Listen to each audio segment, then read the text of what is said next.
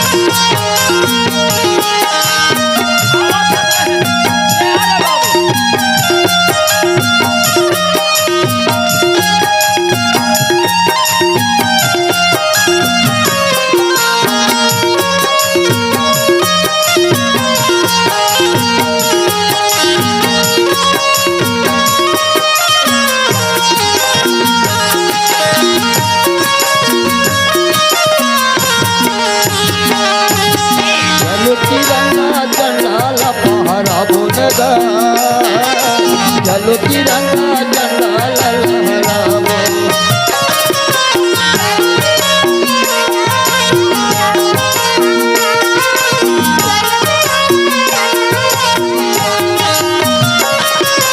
चलो तिरंगा झंडा लहरावो गा, चलो तिरंगा झंडा लहरावो।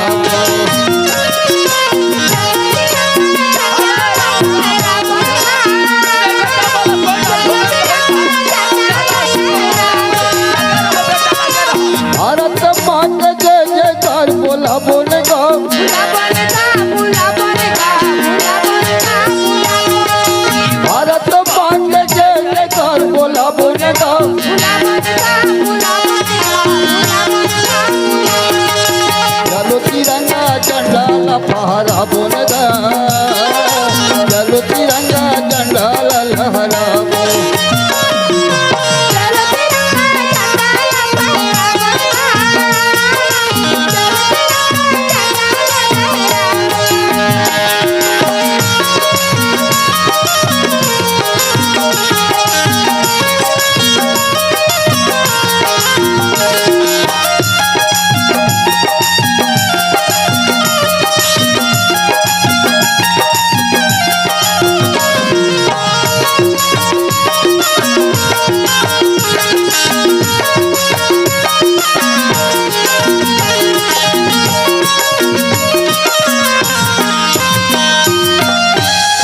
भारत माता की जय। ये शिव हसरे बाबू। हाँ, कहा हो गए दादा? ते कहाँ गए है बेटा?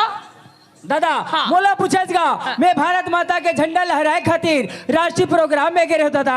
ए बेटा, हाँ। ते राष्ट्रीय प्रोग्राम में गए उन पहले बता देते दादा मैं राष्ट्रीय प्रोग्राम में जा सके तका मैं तो गली गली खोजा देते हो रे दादा संगवारी बन गई से चल ऐसे ही के जल्दी जल्दी में बता पर भुला गए दादा। हर कोई बात नहीं बेटा, ए तू हर मन के राष्ट्रीय प्रोग्राम ला देखे ना एकदम आनंद लगी से बेटा।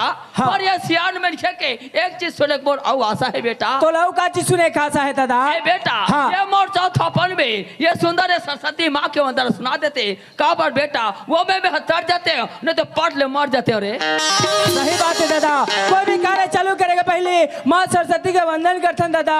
ले सुन दादा, ले सुना बेटा। बड़ा सरस्वती मैया की जय।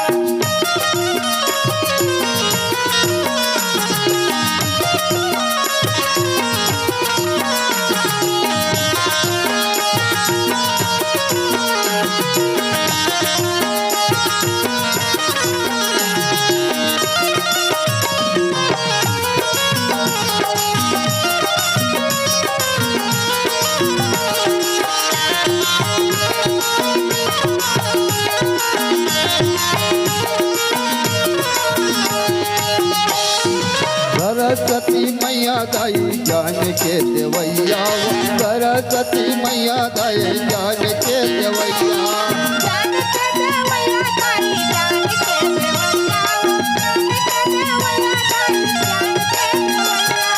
सरस्वती मैया दाई ज्ञान के देवैया सरस्वती मैया दाई ज्ञान के देवैया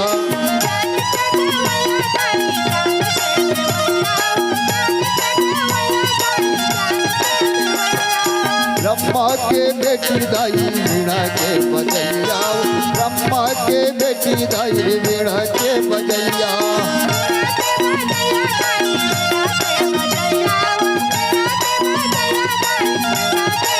ब्रह्मा के बेटी दाई वीणा के बजैया ब्रह्मा के बेटी दाई वीणा के बजैया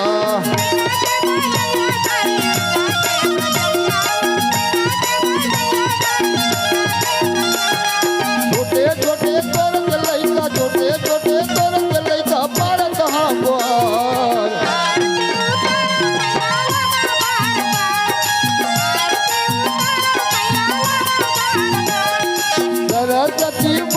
सरस्वती मैया के महिमा है अपार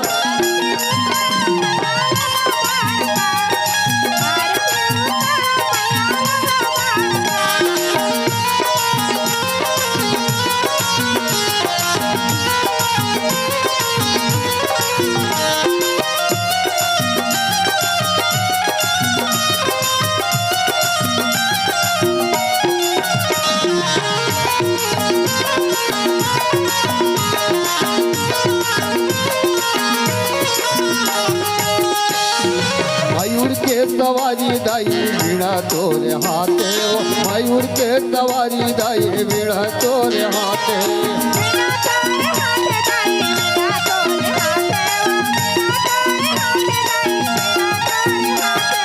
मयूर के सवारी दाई वीणा तोरे हाथे मयूर के सवारी दाई वीणा तोरे हाथे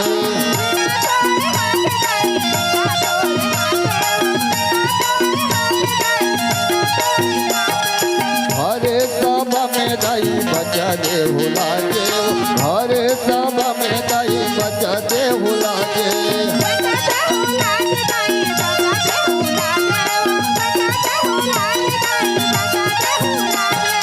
हरे सभा में दाई बचा दे हुला के हरे सभा में दाई बचा दे हुला के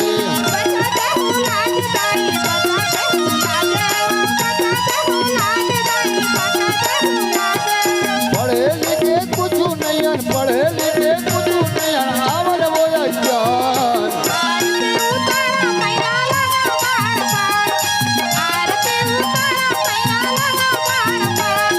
सरस्वती